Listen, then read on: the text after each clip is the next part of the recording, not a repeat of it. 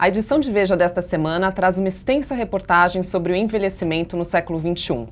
Para debater um pouco mais esse tema, tenho aqui ao meu lado os médicos Wilson Jacob Filho, professor titular de geriatria da Universidade de São Paulo e diretor de geriatria do Hospital das Clínicas, e João Toniolo Neto, professor de geriatria da Escola Paulista de Medicina.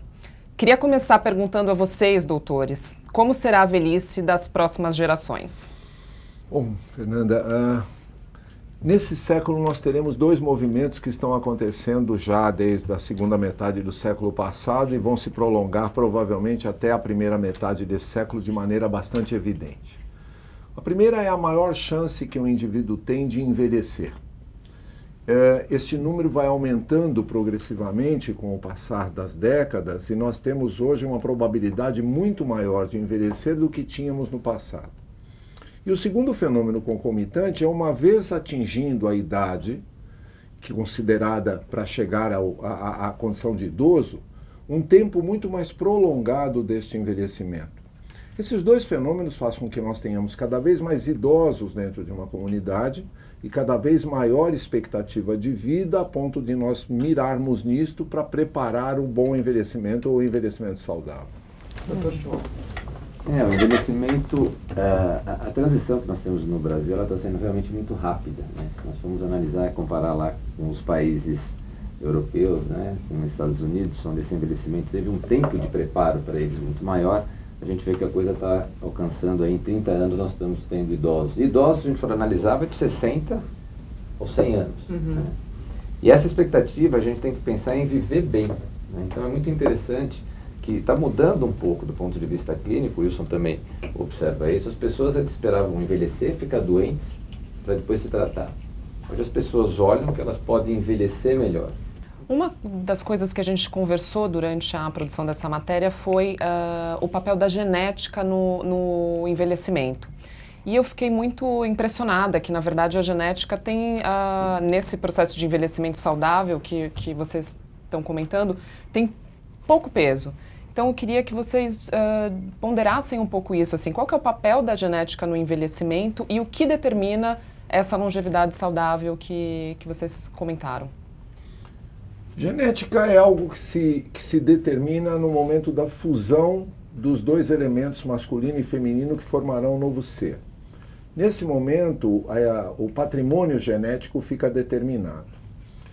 E ele vai se manifestar no transcorrer de toda uma vida. Ele pode se manifestar já na fase inicial da vida e a pessoa apresentar uma condição genética diferenciada do ponto de vista clínico, e ele pode se manifestar no transcorrer da vida, determinando o aparecimento de doenças ou protegendo contra o aparecimento de doenças. Os outros fenômenos que se associam à expressão deste gene, que nós chamamos de epigenéticos, são aqueles dependentes do comportamento e do meio ambiente. Estes se somam no transcorrer de toda a vida. Então, é natural que um indivíduo que tenha muitos anos de vida vividos tenha muito mais influência das condições em que ele envelheceu do que isoladamente daquilo que ele constituiu na fase inicial de sua vida. Não é que ele deixa de ser importante, mas ele vai perdendo a importância, enquanto que o fenômeno ambiental e o fenômeno do comportamento, fazer ou não fazer, expor-se ou proteger-se de fatores agressivos, sejam influentes na expressão genética. Então não é que deixa de ser importante, mas divide esta importância e por vezes tem menor importância que os componentes ambiente e comportamento. Dr. João, e o que determina essa longevidade, então, saudável que o senhor estava comentando? Eu costumo até discutir com os clientes, para ilustrar um pouco, essa é uma pergunta muito comum, né, em relação ao que acaba determinando. Então eu costumo até dar um exemplo prático, eu falo assim, olha, vamos fazer uma continha assim, 25% mais ou menos vem meio determinado. E ele pode ser bom ou ele pode ser ruim, dependendo do antecedente familiar que você tenha lá, com diabetes, hipertensão, obesidade. Agora, depende muito de você, os outros 75, para onde você vai empurrar, tá certo? Se você tiver um 25 bom e fizer a coisa bem feita, né, em relação a toda a parte de atividade física, toda a parte de alimentação, toda a parte do desenvolvimento que a gente tem que fazer profissional, afetivo, tudo aquilo que entra dentro do pacote, a vida vai ser boa, o envelhecimento vai ser ruim. Se aquilo já não vier muito bom, e em cima daquilo você ainda jogar uma carga muito ruim, e aí entra o cigarro, entra o estresse, o evitável e o inevitável, entra o não exercício, o sedentarismo, que pra gente, em geriatria, sedentarismo na verdade não é nem uma condição, é quase que uma doença, né? Você vai empurrar ao contrário. Então existe uma possibilidade boa de você determinar de que jeito que você consegue envelhecer. Tem que saber da tua genética, tem que saber das tuas tendências e criar os caminhos corretos. O que é mais importante para que determine essa longevidade? É o exercício físico? É a dieta?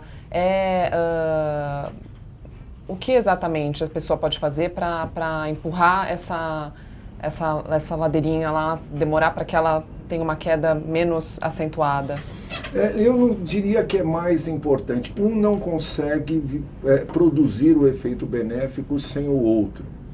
Mas em algumas pessoas nós vamos perceber que falta mais isto ou existe mais aquilo. Mas é uma ideia de conjunto. O envelhecimento é um fenômeno sistêmico. O organismo todo envelhece, o meio envelhece e as pessoas com quem ele contactua também. Então, tanto o meio interno quanto o meio ao redor, o ambiente, têm que ser equilibrados para que este processo seja mais interessante. Se nós pensarmos no componente de um veículo, qual é o mais importante para que o veículo funcione bem? Idem para o organismo. Então, se nós conseguirmos protegê-lo com os hábitos que João mencionou, positivos, e protegê-lo igualmente, evitando os hábitos negativos que João também mencionou, entendendo que a genética seja um predisponente para o bem ou para o mal, modulando esta genética de uma maneira com as nossas atitudes e o ambiente em que nós vivemos, estes componentes levam ao envelhecimento saudável.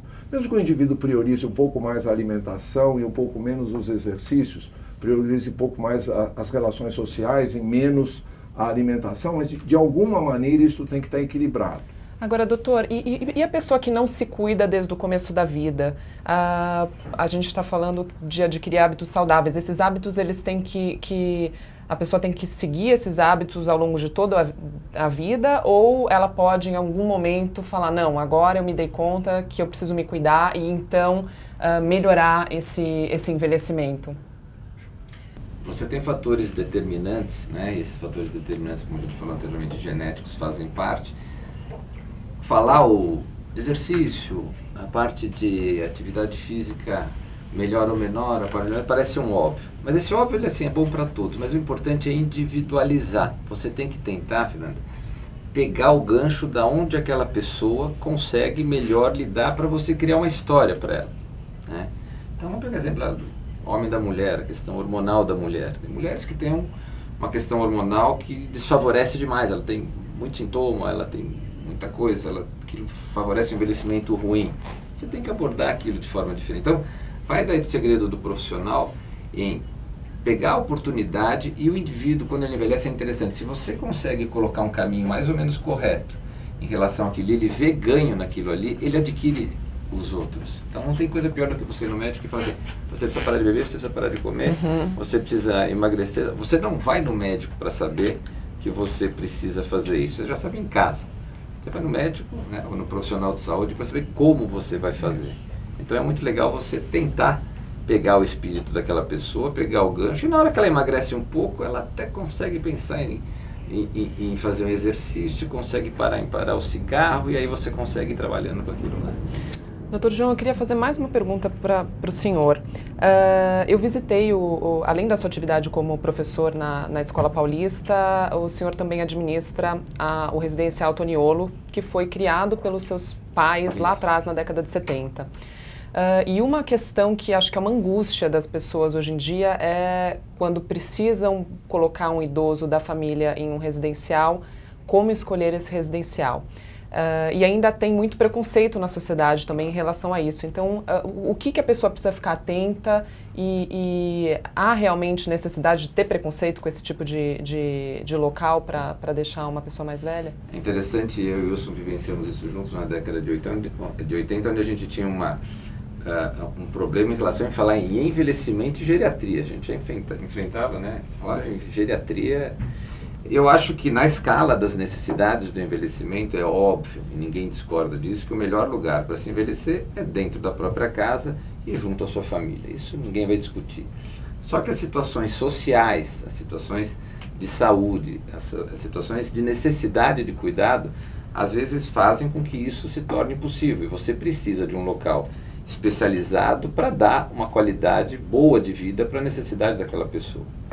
Então nós estamos um pouco atrasados, até culturalmente, em relação a isso, quando a gente pega os países desenvolvidos, tanto na parte de aceitação, né, dos residenciais ou dos locais para cuidar do envelhecimento, quanto na própria estrutura de treinamento das pessoas que trabalham nisso e a parte mesmo arquitetônica. Então você tem que levar em consideração tudo. Primeiro, a indicação. Às vezes você vai visitar um idoso e fala assim, não, ele tem que ficar em casa e você consegue acomodar. E às vezes você vai ver e fala assim, não dá mais para segurar aqui. E aí você tem que ver a necessidade dele. É reabilitação, é a parte de enfermagem, é a parte social. E em cima disso tentar orientar a família onde seria o melhor lugar para ele ficar. Nós ainda estamos engatinhando, mas eu creio que a gente está melhorando também esse tipo de atendimento aos necessitados. Dr. Wilson, até quando um idoso, o Dr. João estava comentando, né, que o ideal é que o idoso envelheça na própria casa e com os familiares, mas até qual que é o limiar em que isso se torna perigoso para o idoso ficar sozinho em casa? Até quando ele pode ficar desacompanhado? Olha, é muito interessante que a gente chame para essa conversa a relação risco-benefício. Nós reconhecemos os benefícios de determinadas situações, vale para uma alimentação, para um exercício, para uma medicação e vale para as condições de moradia, as condições de ambiente. E nós verificamos também os riscos que existem neste tipo de condição. Quando um indivíduo morando em seu domicílio, principalmente desacompanhado, começa a apresentar riscos, nós temos que prever, junto com ele, com seus familiares e eventualmente com as outras pessoas com quem ele tem contato, quais são as vantagens, mas principalmente quais são as desvantagens de permanecer nesta condição. Todos nós, se este século está marcado também pelo fato de que nós incluímos o envelhecimento entre as coisas boas que pode acontecer conosco, João lembrou muito bem, há algumas décadas, poucas, envelhecer era algo detestável. Tanto é que proliferaram as condições anti-envelhecimento, uma falácia, que sem sombra de dúvida tinham espaço quando se imaginava que viver bem seria não envelhecer. Hoje nós já incluímos o envelhecimento dentro de um projeto de vida. E é por isso que as pessoas estão cada vez mais atentas a fazer esse projeto. Isto inclui as condições ambientais. Então a segurança dentro do domicílio pode sim ser melhorada, mas tem um momento detectável, pessoa a pessoa, na qual os riscos são maiores que os benefícios.